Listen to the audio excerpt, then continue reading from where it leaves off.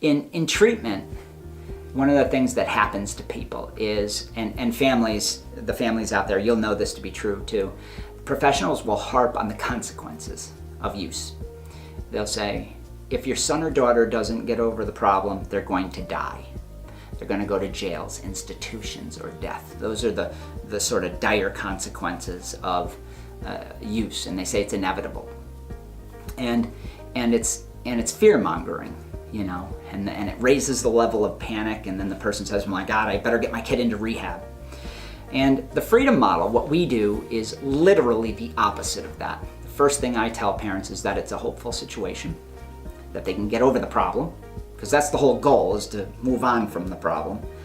And the reason I can say that is because the fundamental underpinnings of the freedom model compared to treatment harps on consequences, we harp on happiness.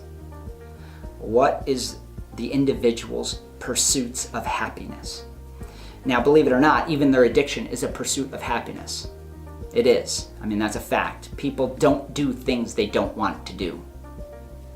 So, at some level, they like getting high and drunk. At some level. Sometimes there's not much holding that together anymore, and they pretty much hate it. But at some level, they still like it. They like it more than being sober. So what we do is we go through, first, why do you like getting high? Secondly, would you be open to the idea that you can like using less, moderating, stopping?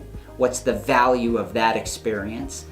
Can you change your preference? Are you willing to change your preference for drugs and alcohol? You know, and change that preference based in happiness, not consequences. Because human beings are motivated by happiness. They are not motivated by consequences. They will be temporarily. You know, if you get in a car accident, there's an effect where you'll drive slow for a few days and then you'll go right back to driving fast, because driving fast makes you happier than driving slow. And it's just a fact. So everything in the freedom model is happiness oriented or benefits oriented, you know, while treatment is consequence oriented.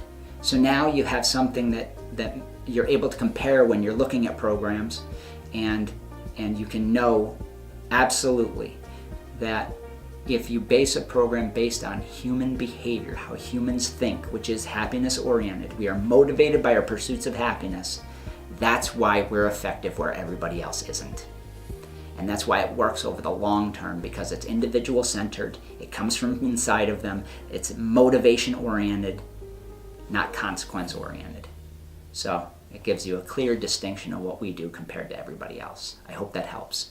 Take care.